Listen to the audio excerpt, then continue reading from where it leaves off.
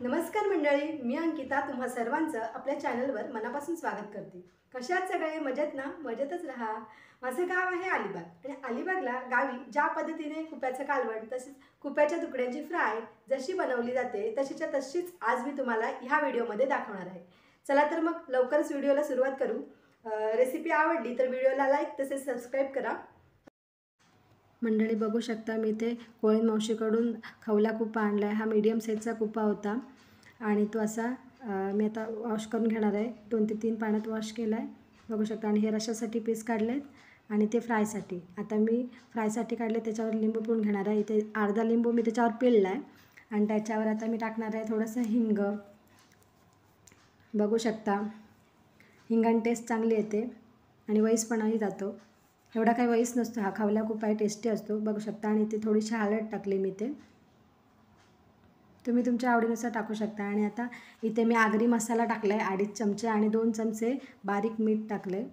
मसाला पण ही तुमच्या आवडीनुसार तुम्ही टाकू शकता। मी थोडं कमीच घालते मसाला, कारण की कृत्विक माझं बाळ आहे लहान, त्याला जास्त तिखट नाही चालत ना, म्हणून मी थोडं कमीच करते। लहान मुलांना आपण तिखट जास्त देत नाही ना, म्हणून बघू शकता। आता मी ते मॅरिनेट करून ठेवलं आहे मस्त। हे अर्धा तास ठेवले मॅरिनेट करून। तुम्ही जेवढं जास्त ठेवाल तेवढं चांगलं मुरतं आणि लिंबाच्या रसामुळं कसं वईसपणा निघून जातं बघू शकता। आता मी ते अर्धा तास ठेवलेलं ते परत एकदा कालून घेतले व्यवस्थित आणि तवा इथे बारीक गॅसवर गरम करून ठेवला। तवा चांगला गरम झाला आणि त्याच्यात ॲड केलं मी आता 2 पळी तेल। तेल पण चांगलं कडकडीत गरम करून घ्यायचं बारीक गॅसवरच। आणि मी आता थोडंसं तेल फिरून घेते। तुम्ही असं फिरवत असाल तर काळजीपूर्वक पकड घट्ट पकडा। मी अशी मला सवय आहे त्याच्यामुळे पकड घट्ट पकडते।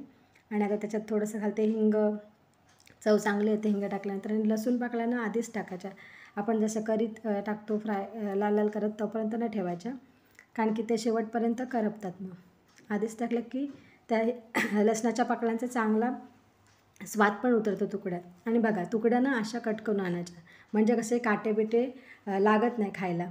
तशा गोल गोल कापून आणल्या ना की थोडं काटे येतात खायला, म्हणून मी असं चिकनसारखे चौकोन चौकोन पीस करून आणते कधी पण मावशीकडून।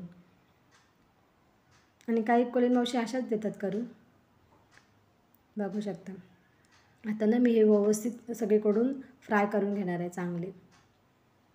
मसाले आपले चांगले असे मुरलेत त्याच्यात आणि लिंबाचा स्वाद पण ना चांगला उतरतो हे असे मच्छीत।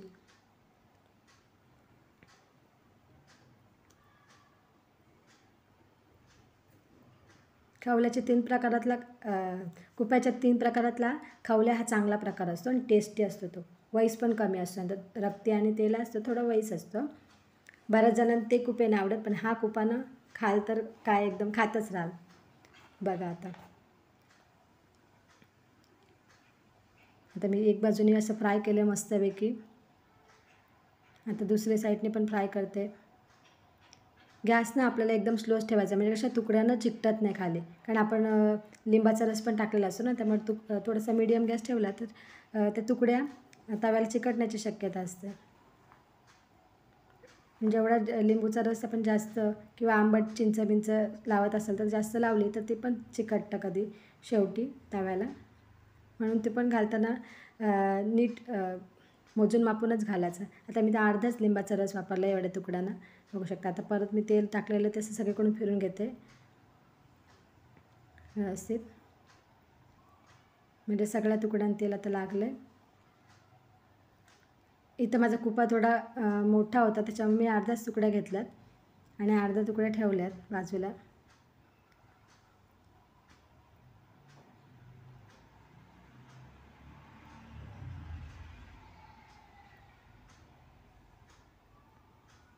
बघू शकता मी परत एकदा असं सगळीकडून तेल लावून घेतलं आहे आणि आता कुप्याची परत पलटी मारणार आहे। ह्या तुकड्या ना आपल्या तळल्या की कडक होतात आणि जेव्हा आपण बाजारातून आणतो ना तेव्हा ना ते नरम असतो कुपा, पण जेव्हा रश्शात किंवा असे आपण फ्राय करतो तेव्हा त्या कडक होतात। साधारण चिकनसारखेच असतात पण चवीला चांगल्या लागतात। हे बघा आम्हाला हा कुपा जाम आवडतो, खवला कुपा। सुरमईच्या 2 नंबरला आम्हाला खूप आवडतं हा। 1 नंबरला सुरमई, 2 नंबरला कुपा आणि 3 नंबरला हलवा। हे बघा अशा सगळीकडून कडेला मी लावून घेते. अशा लावून का घेते तर तेल एक्स्ट्राचं असतं ते खाली निथळतं त्याच्यामुळं. आता माझे तुकडे ऑलमोस्ट झाल्यात. आता मी त्याच्यावर गार्निशिंग करून घेतली कोथिंबीरची. बघा मस्त अशा तयार आहेत आपल्या गोल्डन ब्राऊन कलरच्या. आणि आता ह्या 2 पीस राहिलेले आहेत ते थोडेसे फ्राय व्हायचे बाकी होते म्हणून ते आतमध्ये ठेवलेले तव्यात त्या लावेसपर्यंत. आता ते पण झालेत फ्राय करून. ते पण साईडला घेते आणि कोथिंबीर त्याच्यावर गार्निश करते. आणि इथं आपल्या तयार आहेत कुप्याची फ्राय. बघू शकता मस्त अशी झणझणीत कुप्याची फ्राय.